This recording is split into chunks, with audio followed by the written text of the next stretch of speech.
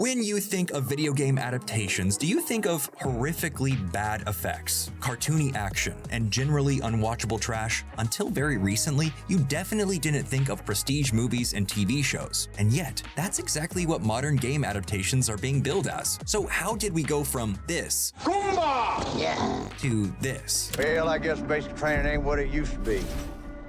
You drive that thing like a shopping cart. And what makes the current crop of adaptations so much better than their predecessors? Before we blow into the N64 cartridge, please consider liking this video and subscribing to Nerdstalgic so you don't miss what we put out next. The first video game adaptation to come out of Hollywood was 1993's Super Mario Bros. Python Pizza here, may I help you?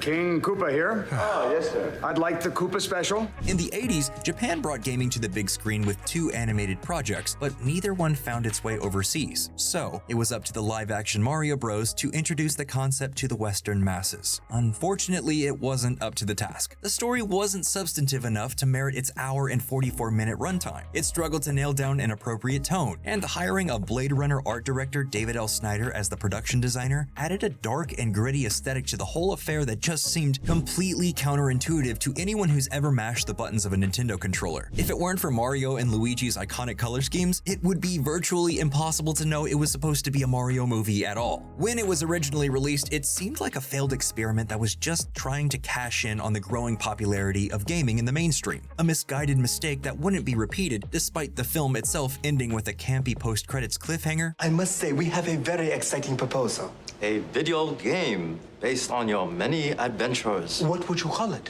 The Super Koopa Cousins. Years before the Avengers would popularize the trope. However, the promise of more adventures of the Super Mario Bros. Would never come to be because the film failed to recoup its budget at the box office. A popular video game, it's called Super Mario Brothers, and it doesn't work at all. I also can't figure out exactly what age group this movie was made for. But as it turned out, Super Mario Bros. Was only the first in a long line of bad movies. Throughout the 90s and early 2000s, waves of bafflingly terrible adaptations were being churned out of the Hollywood machine at a breakneck pace. Connor, you can't!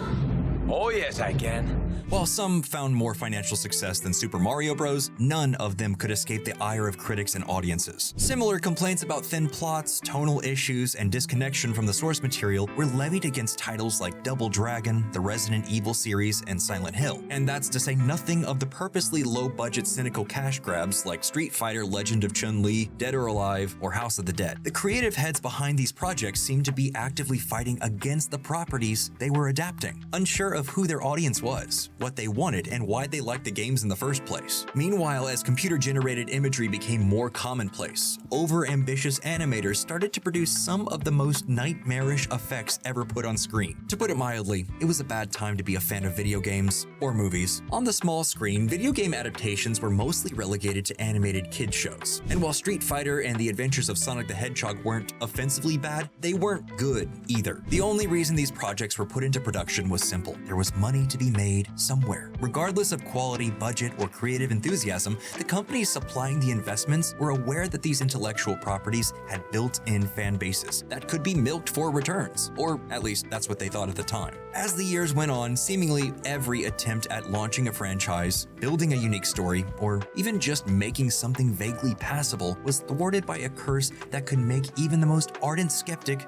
a devout believer. Fans didn't have to look any further than the 1-2 punch of the short-lived Mortal Kombat TV series, Mortal Kombat Conquest, and tack in the power of Juju to definitely prove there would never be a good video game adaptation. And yet, here we are living in a future that disproves what was once a widely held belief. There's not just one exception to the rule, but rather a growing stable of high-quality and skillfully made video game adaptations. The modern stories that have found their way to the screen are tangible evidence that with the right approach, games actually make for great movies and television. But what is the right approach? And how different is it, really, from what we were doing in the past? After all, we still have our standard kids fare in Detective Pikachu, Sonic the Hedgehog, and the recent animated Super Mario Bros. Movie. They're certainly not going to win Oscars, but they don't have to. They're children's films with compelling lead characters, and they're funny. Hey, I told you I'd get you a pet turtle.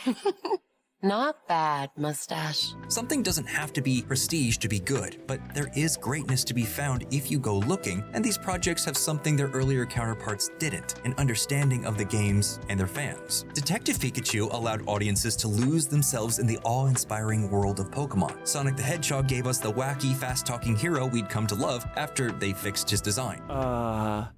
Meow? And the Super Mario Bros. Movie was every bit as vibrant and fun as the games it's based on, with Jack Black especially bringing joy to the screen with his portrayal of Bowser. I'll be sacrificing them in your honor.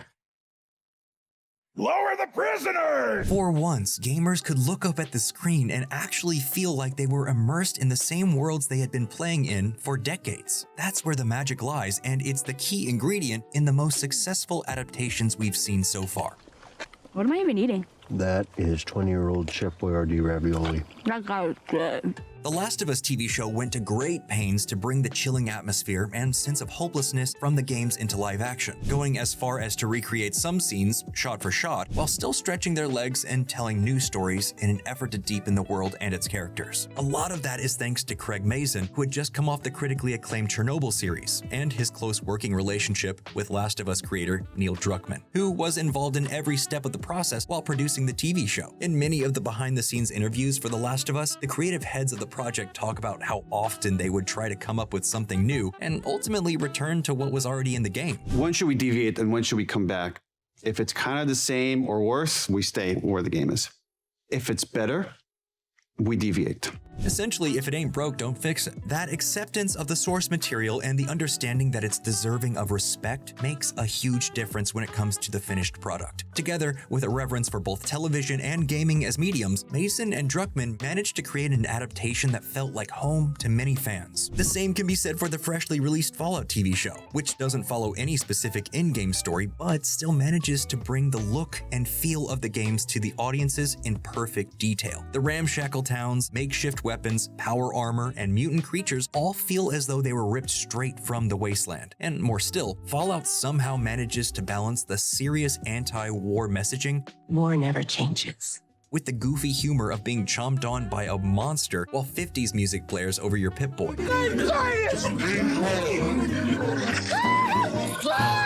Once again, this is because the creators, Geneva Robertson-Dworet and Graham Wagner, worked with game devs, fans, and non-fans alike to create something that spoke to their audience, catered to longtime players, and still left room for newcomers to enjoy. And while yes, those two examples are the prestige projects that anyone, regardless of their connections to an underlying game, can appreciate, it goes further than that. Look at Cyberpunk Edgerunners, Arcane, or Netflix's Castlevania show, all stellar examples of an animated show that has a unique voice, compelling characters, and is pushing the medium in distinct and exciting ways. What it comes down to is that these are passionate creators, often with ties to the franchises they're adapting, who actually care about their projects. That's a far cry from the cash-motivated cynicism of the 90s and early 2000s, and a far cry from Far Cry, the awful 2008 movie based on the game. This new crop of film industry executives might even be fans themselves, and we can't ignore the power effect fans have had on these new adaptations. The internet is a 24/7 running poll where people can voice their opinions on how their favorite characters or franchises should be adapted. If it weren't for them, we'd still have a Sonic with human teeth. This shouldn't be a controversial statement, but video games are worthy of respect. They're an art form unto itself. They're a complex hybrid of moving images, game design, and artistic expression. But now that the industry has reached previously inconceivable heights of success, it's undeniable to the outside world. It's predicted that Grand Theft Auto 6, releasing in 2025, is going to pull in $1.15 billion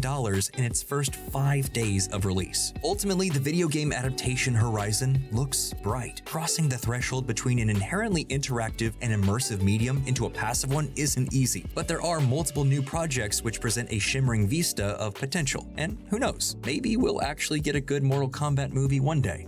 Well, that's all we have for this week's episode. What do you think? Is there a video game movie we forgot to name check in here as either the best or the worst of all time? Let us know in the comments below, and as always, please like and subscribe for more Nerdstalgic videos just like this.